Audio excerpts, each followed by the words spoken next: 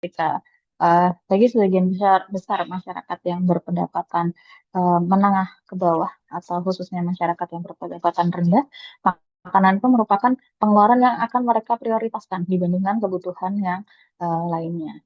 Kemudian pengeluaran untuk barang bukan makanan ini ketika akan dilakukan ketika orang atau individu tadi memiliki peningkatan pendapatan.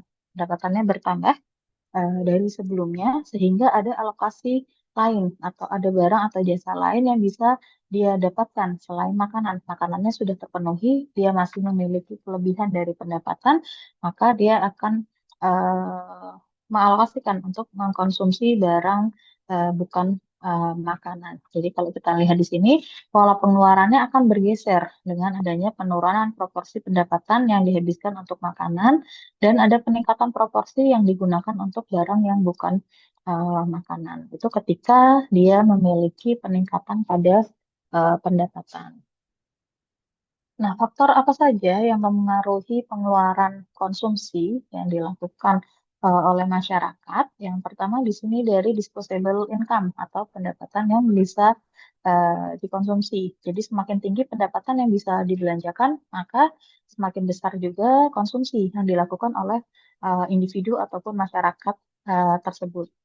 Kemudian yang kedua dari tingkat suku bunga. Jadi suku bunga yang tinggi itu akan mendorong masyarakat untuk menabung sehingga menyebabkan konsumsi menurun. Misalkan suku bunga itu mengalami peningkatan dari periode sebelumnya, maka masyarakat yang punya pendapatan dia akan cenderung memilih untuk mengurangi konsumsinya, dia menurunkan tingkat konsumsinya. Kemudian yang seharusnya tadi biasanya digunakan untuk konsumsi akan dipilih untuk disimpan di dalam tabungan. Karena dia dengan tingginya tingkat suku bunga tadi, dia akan ada apa ekspektasi untuk mendapatkan tambahan pendapatan dari tingkat suku bunga yang bertambah tinggi tadi dari waktu sebelumnya. Kemudian yang ketiga ada ekspektasi, ekspektasi atau harapan terhadap kondisi masyarakat di masa yang akan datang. Jika misalkan pada saat ini masyarakat optimis bahwa di masa yang akan datang dalam di bulan depan atau beberapa yang akan datang atau tahun yang akan datang, misalkan kondisi ekonomi itu akan membaik, kita optimis bahwa kondisi perekonomian itu akan baik, maka masyarakat itu akan cenderung lebih banyak mengkonsumsi pada saat ini karena mereka sudah berekspektasi bahwa di masa yang akan datang kondisi perekonomian akan baik. Akan baik di sini tentunya misalkan dia bisa berekspektasi bahwa pendapatannya tidak berubah minimal sama atau justru ada peningkatan pendapatan. Maka dia akan cenderung melakukan konsumsi pada saat ini. Jadi em, apa tidak mungkin dia menabung tetapi proporsinya kecil, tetap bisa melakukan konsumsi dengan jumlah yang lebih banyak pada saat ini karena ada ekspektasi yang optimis di masa yang akan datang. Kemudian yang keempat ada kekayaan. Jadi masyarakat dengan aset atau tabungan yang besar itu mereka akan cenderung lebih banyak melakukan konsumsi pada saat ini karena dia melihat bahwa merasa memiliki tabungan yang mencukupi jika misalkan di masa yang akan datang atau di bulan berikutnya misalkan eh, terjadi misalkan dia memiliki penurunan pendapatan, tetapi karena dia merasa bahwa tabungannya cukup atau dia memiliki aset yang mencukupi, maka dia cenderung melakukan konsumsi dengan jumlah yang sama atau justru lebih besar karena dia ada memiliki suatu kekayaan ya tadi yang menjadi jaminan bahwa dia masih memiliki pendapatan. Kemudian dari faktor jumlah penduduk dan struktur demografi. Jadi kalau kita melihat semakin banyak penduduk pada suatu negara, maka semakin besar juga total konsumsi nasional pada negara tersebut karena orangnya lebih banyak, jumlah penduduknya lebih banyak dibandingkan negara lain, misalkan yang jumlah penduduknya sedikit, otomatis negara dengan penduduk yang banyak ini total konsumsi nasionalnya juga pasti lebih besar. Kemudian yang terakhir, faktor yang mempengaruhi konsumsi ada kebijakan dari pemerintah, seperti kebijakan yang terkait dengan pajak atau dengan subsidi. Jadi, pajak yang tinggi yang ditetapkan oleh pemerintah itu bisa menekan konsumsi, jadi bisa mengurangi tingkat konsumsi. Karena ketika pajaknya tinggi, masyarakat akan berpikir ulang untuk mengeluarkan pendapatannya untuk mengkonsumsi suatu barang atau jasa, karena dia ketika dia membeli barang, jasa ataupun makanan dari harga eh, nominal barangnya, dia akan dikenakan tambahan pembayaran untuk pajak. Maka ketika ada peningkatan pajak, pajak yang tinggi yang ditetapkan oleh pemerintah, masyarakat cenderung akan menekan nilai jumlah konsumsinya. Sedangkan subsidi ini bisa mendorong konsumsi, khususnya bagi masyarakat yang menerima subsidi. Misalkan masyarakat A, di individu A, biasanya pendapatannya adalah 1 juta rupiah. Dia mengalokasikan untuk sudah ada alokasi belanja dan konsumsi yang biasa dia keluarkan setiap bulannya. Tetapi ternyata di bulan tersebut dia mendapatkan subsidi dari pemerintah, misalkan 500 ribu. Maka dia akan meningkatkan jumlah konsumsinya karena dia mendapatkan tambahan pendapatan yang berasal dari subsidi tersebut. Nah, kemudian kita akan melihat bagaimana pandangan eh, perkembangan pandangan para ekonom tentang konsumsi masyarakat. Di sini ada 4 pandangan. Yang pertama dari pandangan klasik, kemudian pandangan sosialis, kemudian Keynes, dan juga neoklasik. Jadi yang pertama dalam pandangan klasik ini seperti Adam Smith, David Ricardo, dan lain sebagainya. Jadi menurut para ekonom klasik, mereka menganggap bahwa konsumsi bukan faktor utama pada pertumbuhan ekonomi. Yang merupakan faktor utama dalam pertumbuhan ekonomi itu adalah tabungan dan investasi. Nah, ekonom klasik dia menekankan tentang prinsip penghematan atau prinsip saving agar model yang ada dengan adanya peningkatan tabungan ataupun ya, investasi itu bisa diinvestasikan kembali ke sektor produksi. Jadi produksi itu bisa bertambah atau bisa dilakukan produksi yang lebih besar ketika ada penghematan atau ada saving yang dilakukan oleh masyarakat karena dana dari saving ataupun dari investasi itu akan dialokasikan untuk kegiatan produksi. Nah, konsumsi yang berlebihan menurut pandangan klasik itu dianggap menghambat akumulasi modal dan juga pertumbuhan karena ketika konsumsi itu berlebihan maka otomatis akan menurunkan tingkat tabungan ataupun tingkat investasi. Sehingga menurut pandangan klasik, dengan berkurangnya tabungan atau berkurangnya investasi, maka akumulasi modal akan berkurang juga jumlahnya, sehingga bisa menurunkan tingkat produksi di dalam masyarakat. Kemudian yang kedua, ada pandangan sosialis terhadap konsumsi masyarakat. Jadi pandangan sosialis ini diperkenalkan atau menurut pandangan dari Karl Marx dan ekonom lainnya. Jadi konsumsi masyarakat menurut pandangan sosialis itu diatur oleh negara. Jadi untuk menjamin pemerataan dan juga keadilan sosial, maka masyarakat tidak bisa mengelola konsumsinya sendiri. Semuanya sudah diatur oleh negara. Berapa besar yang dikonsumsi, misalkan dari segi makanan, pakaian, ataupun barang-barang modal lainnya itu sudah diatur oleh negara. Jadi tidak ada kebebasan konsumsi berdasarkan pendapatan karena seluruh kebutuhan dasar itu sudah dijamin oleh negara. Maka konsumsi yang dilakukan oleh masyarakat menurut pandangan sosialis, terutama di negara-negara sosialis itu diarahkan pada kebutuhan sosial. Jadi mereka membelanjakan pendapatannya bukan untuk kebutuhan individunya, bukan untuk kebutuhan dirinya sendiri, tetapi untuk kebutuhan sosial. Jadi tujuan konsumsi menurut pandangan sosialis ini menghindari ketimpangan gaya hidup dan juga untuk menjaga solidaritas sosial agar terjadi pemerataan dan juga keadilan sosial di masyarakat. Kemudian yang ketiga, di sini ada pandangan Keynesian. Jadi Keynes di sini menempatkan konsumsi itu sebagai kunci utama dalam pertumbuhan ekonomi. Jadi uh, peningkatan suatu pertumbuhan ekonomi atau naik turunnya pertumbuhan ekonomi itu berdasarkan dari konsumsi, salah satu faktor utamanya. Jadi menurut teori Keynes, di sini tingkat konsumsi itu tergantung kepada disposable income atau pendapatan yang bisa dibelanjakan oleh individu atau masyarakat. Jika konsumsi menurun, maka permintaan agregat itu juga menurun. Jadi ketika misalkan disposable income yang dimiliki oleh masyarakat itu menurun, jumlahnya pendapatan masyarakat menurun, otomatis dia akan mengurangi jumlah konsumsinya karena pendapatannya menurun tadi. maka di situ akan mengakibatkan permintaan agregat itu juga mengalami penurunan. Nah, ketika itu terjadi dalam waktu yang terus-menerus, misalkan, maka produksi dan juga lapangan pekerjaan itu akan terpengaruh, juga akan mengalami penurunan karena permintaan agregat menurun, maka produsen akan mengurangi jumlah barang yang diproduksi. Dan itu jika terjadi terus-menerus untuk menjaga agar perusahaan tetap bisa berjalan, maka perusahaan salah satu caranya dengan mengurangi jumlah tenaga kerja atau dengan tidak menambah tenaga kerja. Maka di sini lapangan pekerjaan juga ikut mengalami penurunan. Nah, konsumsi itu harus dijaga tetap stabil, caranya dengan meningkatkan pendapatan. Jadi, bagaimana agar eh, konsumsi menurut pandangan Keynes ini bisa selalu stabil, tidak terjadi perubahan, maka masyarakat harus bisa selalu meningkatkan pendapatannya.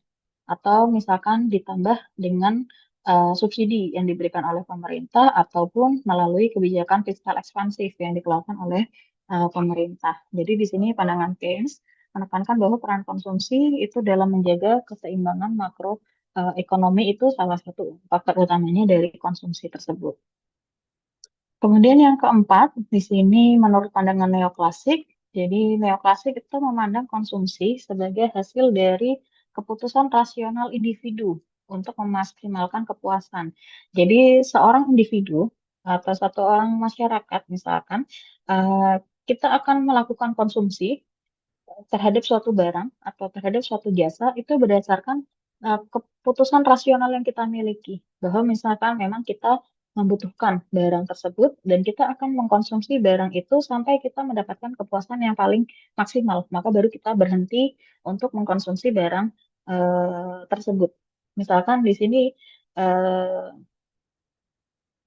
di dalam cuaca yang panas misalkan seorang individu dia mencari es teh misalkan untuk menghilangkan hausnya, maka dia keputusan rasionalnya dalam cuaca yang panas dia membeli es teh misalkan.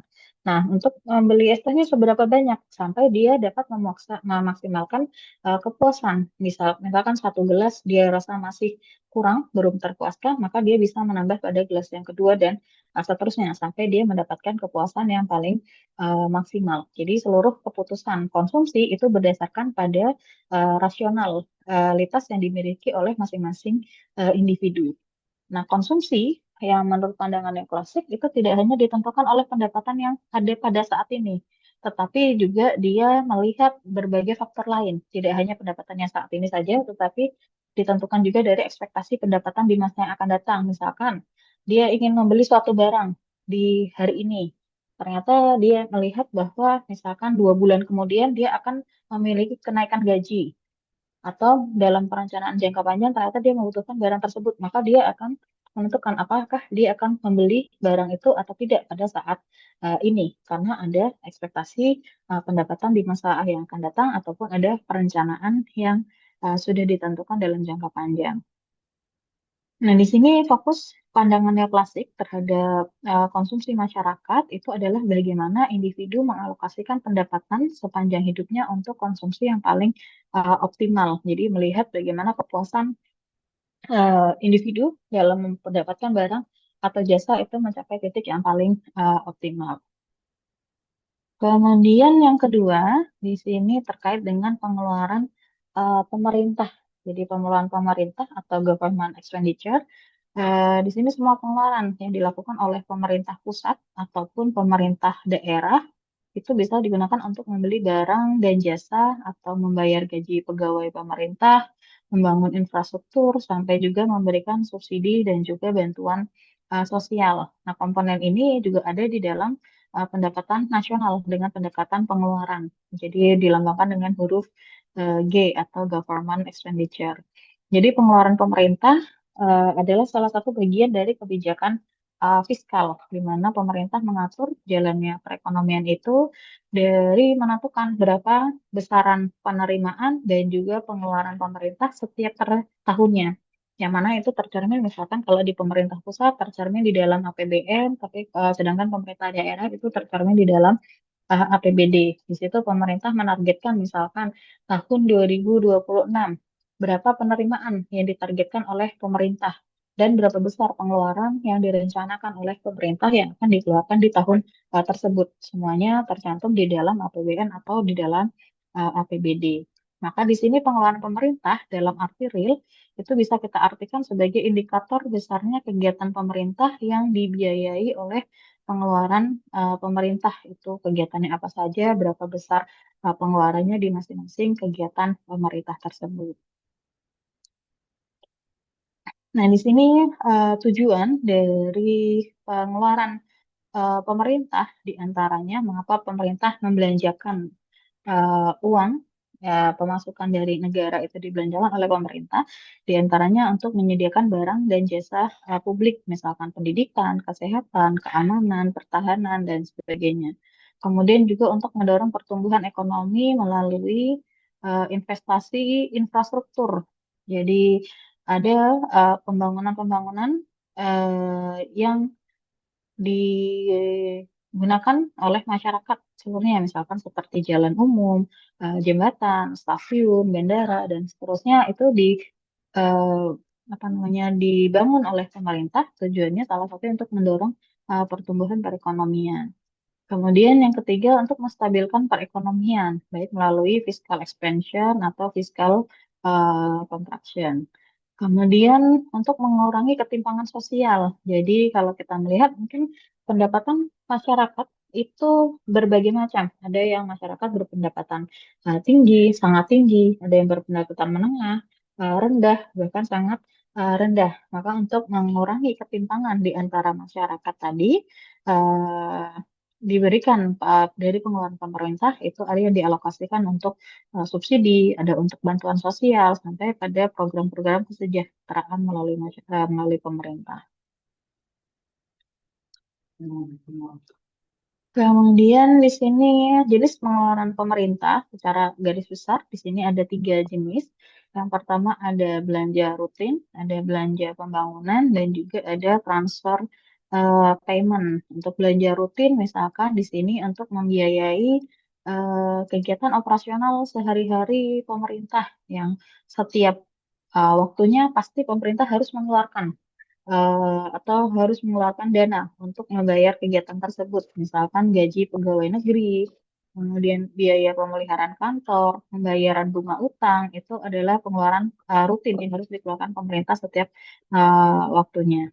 Kemudian ada pembelanjaan pembangunan. Jadi di sini tujuannya untuk menciptakan aset tata baru yang meningkatkan kapasitas ekonomi. Misalkan pembangunan jalan dengan adanya jalan yang dibangun lebih banyak di suatu daerah, misalkan itu akan membantu dalam distribusi barang dari produsen ke konsumen sehingga bisa meningkatkan kapasitas ekonomi. Kemudian pembangunan jembatan, pembangunan pelabuhan, sekolah, dan juga rumah sakit. Kemudian yang ketiga ada transfer payment, jadi pengeluaran tanpa imbalan langsung. Jadi pemerintah mengeluarkan dana tersebut tanpa mengharapkan adanya suatu imbalan atau tanpa adanya balas jasa bagi pemerintah. Contohnya pengeluaran untuk subsidi, untuk bantuan sosial, dana pensiun, dana beasiswa itu termasuk di dalam transfer payment. Kemudian bagaimana peran dari pengeluaran pemerintah tersebut? Jadi kalau kita melihat peran pemerintah itu memiliki fungsi utama, ada alokatif, distributif, stabilitatif, dan juga dinamisatif. Jadi dari fungsi-fungsi itu mengharuskan pemerintah tadi untuk menciptakan kesejahteraan bagi masyarakat. Jadi mengapa pemerintah melakukan pengeluaran pemerintah atau belanja pemerintah tadi tujuannya untuk meningkatkan kesejahteraan masyarakat melalui pengeluaran belanja pembangunan yang dilakukan oleh pemerintah. Nah, dengan belanja pembangunan tadi, harapannya dalam jangka panjang itu bisa meningkatkan kualitas hidup masyarakat, seperti misalkan fasilitas kesehatan diperbaiki, infrastrukturnya, maka masyarakat semakin mudah untuk mendapatkan akses kepada kesehatan. Maka di situ secara dalam jangka panjang kualitas hidup masyarakat itu akan meningkat karena kesehatannya juga meningkat. Pendidikan juga seperti itu. Jadi fasilitas infrastruktur pendidikan dibangun dalam jangka panjang akan meningkatkan kualitas hidup masyarakat karena mereka memiliki tingkat pendidikan yang sudah merata bagi seluruh masyarakat. Kemudian di sini bagaimana perkembangan pandangan tentang pandangan para ekonom tentang pengeluaran pemerintah, sama seperti tadi ada empat pandangan. Yang pertama dari pandangan ekonom klasik.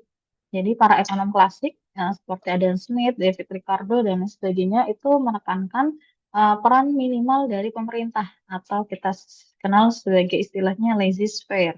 Karena menurut pandangan ekonomi klasik, pasar itu akan mencapai keseimbangannya secara otomatis karena ada mekanisme the invisible hand yang diperkenalkan teorinya oleh Adam Smith. Jadi peran pemerintah di dalam eh, pandangan ekonomi klasik atau ekonomi klasik itu sangat minim. Jadi mereka lebih mengutamakan pada peran pasar di dalam perekonomian. Jadi pengeluaran pemerintah itu mereka anggap tidak efisien karena dapat menimbulkan distorsi pasar. Jadi bagi ekonom klasik, pemerintah itu berperan hanya sebatas sebagai penegak hukum dan keamanan, sebagai penyedia barang publik dasar, dan juga sebagai penjaga ketertiban dan juga penjaga hak milik. Tidak lebih dari itu. Nah, yang kedua, dalam pandangan sosialis, mereka justru menentang liberalisme klasik. Jadi, pandangan-pandangan klasik itu tidak sesuai dengan pandangan sosialis. Mereka menilai bahwa mekanisme pasar dia justru cenderung menimbulkan ketimpangan sosial dan juga menimbulkan terjadinya suatu eksploitasi. Di sini, menurut pandangan sosialis, pemerintah harus berperan di dalamnya dalam hal misalkan menguasai alat-alat produksi dan juga mengatur alokasi sumber daya secara penuh. Jadi pengelolaan pemerintah itu merupakan faktor utama, penggerak utama di dalam perekonomian menurut pandangan klasik. Jadi pengeluaran pemerintah itu dominan untuk yang pertama bisa mengendalikan produksi, distribusi, dan juga konsumsi, kemudian bisa menjamin kesejahteraan masyarakat secara merata, dan juga bisa menghapus perbedaan kelas sosial yang mungkin ketimpangan itu timbul ketika ada mekanisme pasar menurut pandangan sosialis.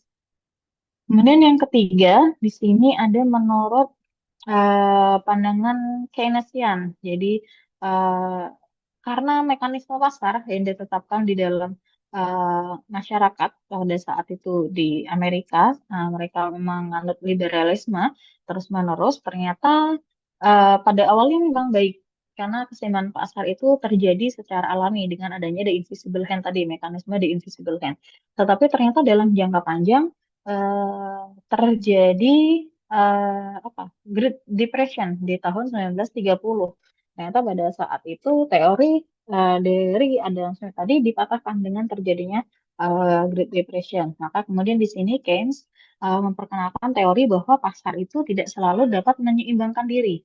Ada eh, waktu-waktu tertentu di mana pemerintah itu harus turut andil di dalam pasar. Jadi pasar tidak bisa 100% menyeimbangkan diri, tetapi harus ada peran pemerintah juga di dalamnya. Nah, di sini pemerintah harus aktif mengatur permintaan agregat untuk mencegah terjadinya pengangguran dan juga terjadinya resesi ekonomi. Di antaranya di sini dengan mengeluarkan kebijakan fiskal. Misalkan ketika perekonomian sedang lesu, maka pengeluaran pemerintah itu ditingkatkan untuk merangsang permintaan dan lapangan kerja. Ketika misalkan ekonomi sedang lesu, masyarakat daya belinya menurun, maka pemerintah di sini akan berperan meningkatkan belanja pemerintah. Belanja pemerintah justru ditambah agar permintaan yang tadinya menurun, permintaan agregat yang menurun karena konsumsi masyarakat menurun, itu bisa tetap atau bertambah dengan adanya belanja dari pemerintah. Atau misalkan dalam keadaan yang sebaliknya, ketika ekonomi terlalu panas, terlalu panas di sini sehingga terjadi masyarakat cenderung ingin menghabiskan uangnya, sehingga terjadi suatu inflasi. Nah, pengeluaran pemerintah eh, pada saat itu justru dikurangi, tujuannya untuk menahan laju inflasi. Agar inflasi tidak terjadi terlalu tinggi, maka pemerintah kemudian menurunkan belanja pemerintah. Jadi di sini pengeluaran pemerintah atau belanja pemerintah tadi digunakan untuk menjaga stabilitas perekonomian. Kemudian yang keempat, di sini pandangan neoklasik itu muncul pada tahun 1970-an atas kritik pada Keynesianisme, terutama karena inflasi tinggi dan defisit fiskal itu akibat adanya pengeluaran pemerintah yang berlebihan. Ternyata pada satu titik pemerintah justru belanja pemerintahnya tidak terkontrol sehingga pada saat itu di tahun 1970-an terjadi suatu inflasi yang tinggi. Nah, akhirnya neoklasik di sini mengeluarkan pendapatnya bahwa untuk menekan efisiensi pasar eh, dan harus menekan peran pemerintah, jadi membatasi peran dari pemerintah. Jadi pemerintah boleh berperan di dalam perekonomian, tetapi hanya dalam menyediakan lingkungan yang kondusif, seperti pemerintah harus membuat hukum dan regulasi agar kegiatan perekonomian itu bisa berjalan dengan stabil. Atau pemerintah harus menyiapkan infrastruktur dasar untuk dalam kegiatan-kegiatan perekonomian. Infrastruktur dasar misalkan pembangunan jalan, jembatan, menyediakan sekolah, menyediakan rumah sakit dan sebagainya. Kemudian juga melakukan stabilitas di moneter dan fiskal dengan mengeluarkan kebijakan-kebijakan moneter maupun fiskal sesuai dengan keadaan perekonomian pada saat itu. Jadi pengeluaran pemerintah itu dianggap efektif hanya jika mendorong produktivitas jangka panjang. Tetapi dalam jangka pendek, pengeluaran pemerintah itu justru bisa menjadi apa namanya, bisa berlebihan atau bisa memperburuk keadaan suatu perekonomian. Tetapi dalam jangka panjang itu pengeluaran pemerintah dianggap efektif untuk mendorong produktivitas yang jangka panjang. Nah, di sini ada beberapa perbedaan tadi yang sudah kita bahas, misalkan pengeluaran konsumsi masyarakat, pelakunya rumah tangga atau individu atau masyarakat, sedangkan pemerintah pusat dan daerah. Tujuannya ini untuk memenuhi kebutuhan hidup, ini untuk meningkatkan kesejahteraan publik dan perekonomian. Sifatnya konsumsi masyarakat itu pribadi, sedangkan pemerintah sifatnya kolektif. Kemudian berdasarkan pendapatan dan preferensi pribadi dalam melakukan konsumsi masyarakat, sedangkan pemerintah berdasarkan pada kebijakan fiskal. Dampak ekonominya dari pengeluaran konsumsi masyarakat itu dapat meningkatkan permintaan atas barang atau jasa, sedangkan pengeluaran pemerintah bisa meningkatkan permintaan agregat dan juga pengembangan infrastruktur. Kemudian di sini kalau kita melihat tadi berbagai perbandingan pandangan ekonomi dan kontribusi pengeluarannya terhadap pembangunan, di sini ringkasannya, jadi misalkan di dalam ekonomi klasik pengeluaran pemerintah itu berperannya minim, sedangkan dalam sosialis pemerintah menguasai alat produksi. Dalam menurut Keynesian, pemerintah aktif dalam menstimulasi ekonomi. Dalam neoklasik, pemerintah berperan tetapi perannya terbatas, yang tetapi harus efisien. Jadi fokus pada stabilitas fiskal, hukum ataupun infrastruktur produktif. Sedangkan menurut dalam konsumsi masyarakat, di sini menurut pandangan klasik konsumsi tidak dianggap tidak produktif. Yang utama itu adalah tabungan dan investasi. Sedangkan menurut pandangan sosialis, konsumsi itu harus diatur oleh negara agar merata ke seluruh masyarakat. Sedangkan menurut Keynesian, konsumsi ini merupakan penggerak utama dalam permintaan agregat. Dan menurut neoklasik, konsumsi itu ditentukan oleh keputusan rasional individu. Kemudian ini lainnya, implikasinya di sini ada pertumbuhan ekonomi berasal dari investasi dan efisiensi pasar, bukan dari konsumsi atau intervensi pemerintah. Kalau menurut sosialis, pembangunan diarahkan untuk pemerataan hasil dan juga keadilan sosial, bukan pada pertumbuhan saja. Sedangkan pembangunan menurut Keynesian, pembangunan itu dicapai melalui pengelolaan permintaan agregat, ada peningkatan konsumsi dan juga ada intervensi fiskal. Sedangkan menurut neoklasik, di sini pembangunan berkelanjutan itu tercapai jika belanja pemerintah itu efisien, konsumsinya rasional, dan dapat mendorong produktivitas jangka panjang. Baik, mungkin itu saja beberapa hal dari saya terkait dengan pengeluaran konsumsi masyarakat dan pengeluaran pemerintah. Mungkin ada yang mau ditanyakan, silahkan. Tak ada yang mau menanyakan.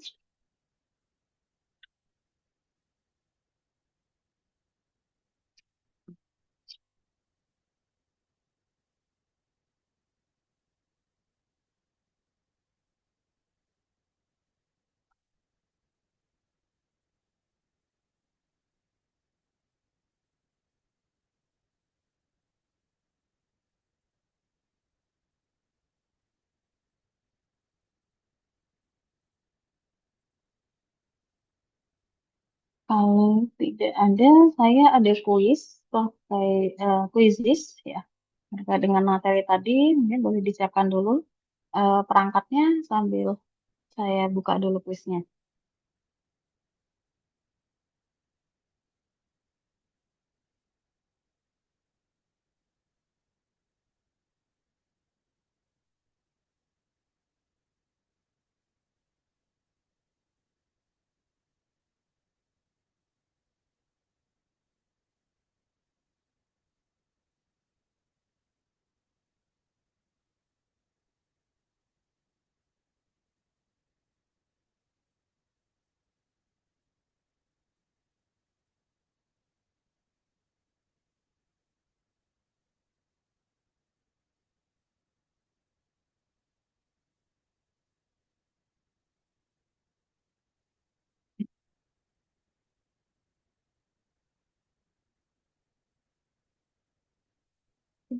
Saya share screen-nya ya. Saya terlihat, silakan bisa bergabung di dalam kuis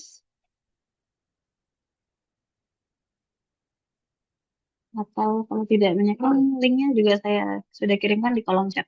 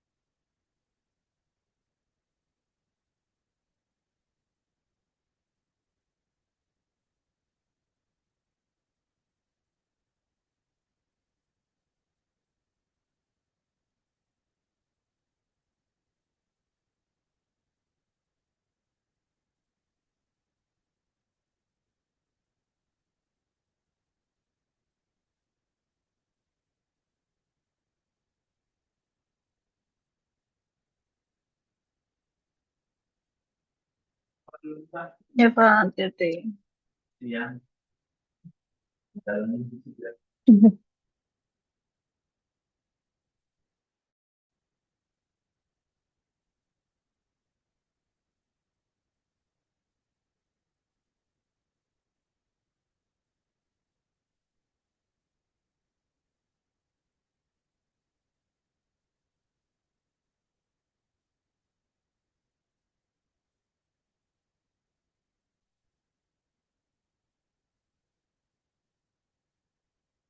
Baru 25, 26, sini 35 ya.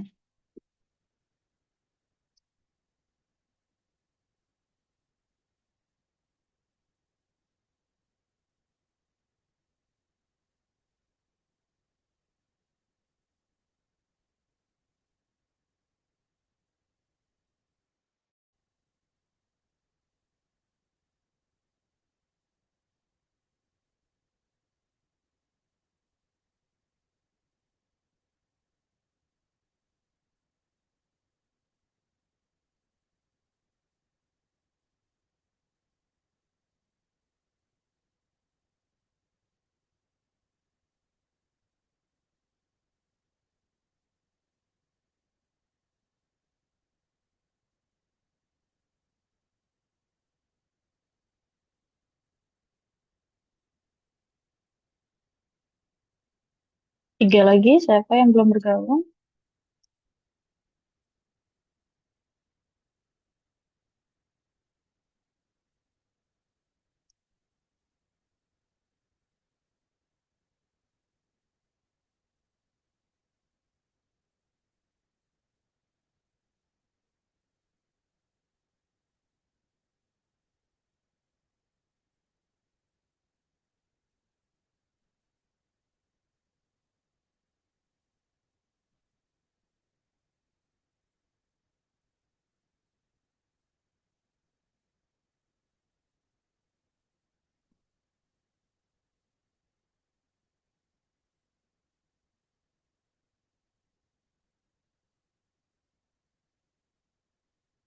Baik, saya mulai ya. Yang belum bergabung bisa segera menyusul ke dalam kuis.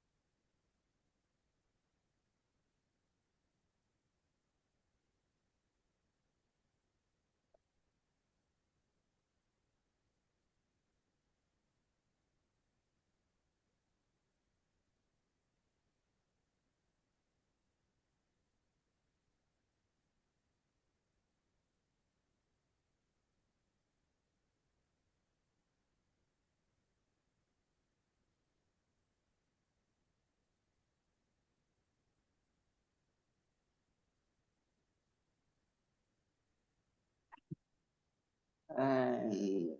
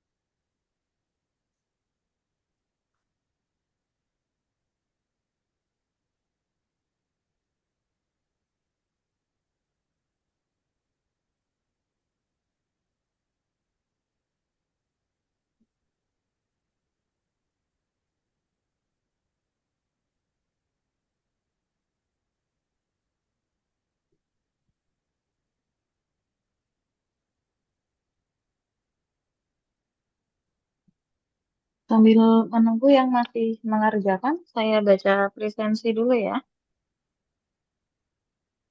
Ririn, Hadir Ibu. Anggraini Ramadanti, Hadir Ibu. Muhammad Zaki,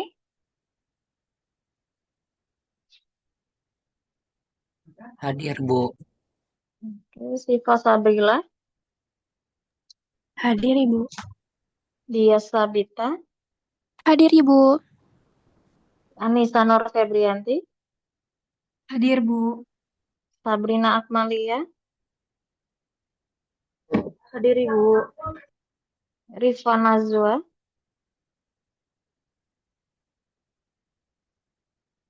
Rizwan Nazwa, Hadir Bu. Ahmad Zulfikri, Hadir Ibu. Marsha,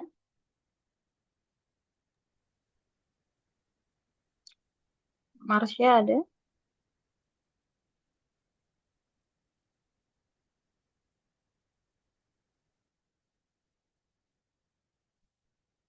Anastasia Amalia, Hadir Ibu. Oviana, Hadir Ibu. Herliana Tantri, Hadir Ibu. Muhammad Haidar,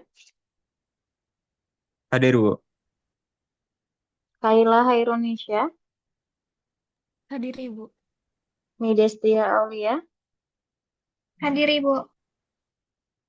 Winda Ramadanti, Hadir Ibu.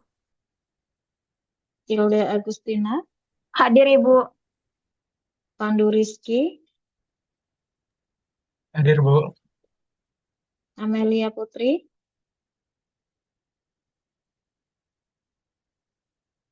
Amelia Putri ada, Hadir Bu. Azura Aurora, Hadir Bu. Isnaini Hanan, Hadir Ibu. Revalina,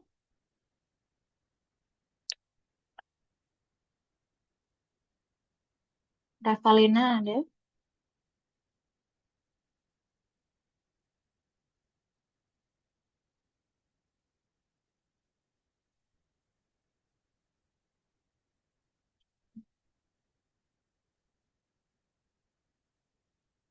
Revalina nggak ada ya.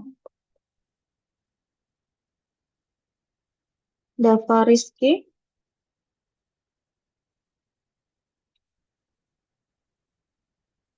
Dava ada Dava,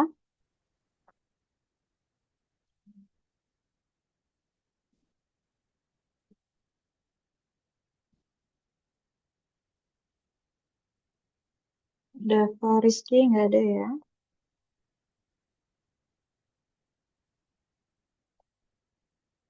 Muhammad Ridho, Hadir Bu. Jevano, Jevano, Saya Bu, hadir. oke, Octavia Roma, Hadir Bu. Jennifer Angelia, Angelia, Hadir Ibu. Satria Kurniawan,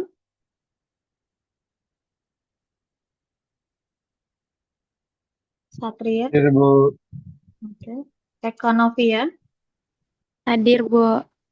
Kayla Sabrina, Hadir Ibu. Budiman, Hadir Ibu. Muhammad Faisal,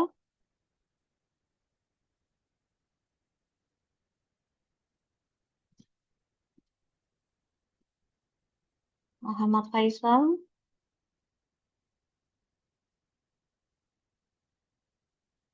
Muhammad Faisal nggak ada ya. Laili Sabila, Hadir Ibu. Lulu Mutia, Hadir Bu. Galuh Sinuaji, Hadir Bu. Mutia Nurfadila, Hadir Ibu. Cindy Septi, Hadir Bu. Oke. Ya.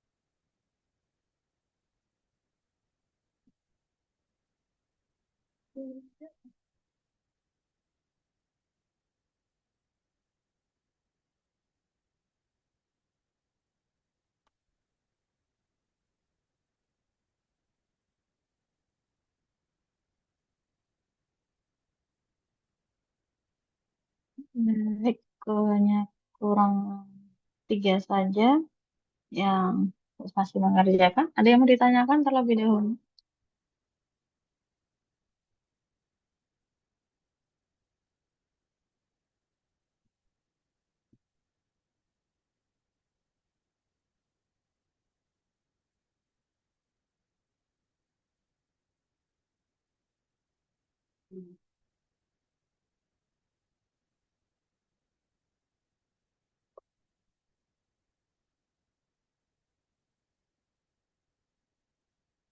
Oke, kalau tidak ada yang ditanyakan, kuisnya bisa tadi hasilnya rata-rata sudah baik ya, hanya beberapa yang ada salah-salah sedikit. Jadi saya anggap salah sudah eh, cukup memahami ya untuk materi kita pada siang hari ini. Seperti itu. Kalau tidak ada yang ditanyakan lagi, mungkin kita cukupkan ya untuk perkuliahan kita pada siang hari ini. Kita bertemu lagi di pertemuan berikutnya minggu depan, insya Allah. Saya akhiri perkuliahan kita. Terima kasih. Wassalamualaikum warahmatullahi wabarakatuh. Waalaikumsalam. Waalaikumsalam warahmatullahi Waalaikumsalam. wabarakatuh. Terima Terima kasih kasih banyak. banyak Ibu. Terima kasih. Waalaikumsalam warahmatullahi wabarakatuh. Terima kasih, Bu.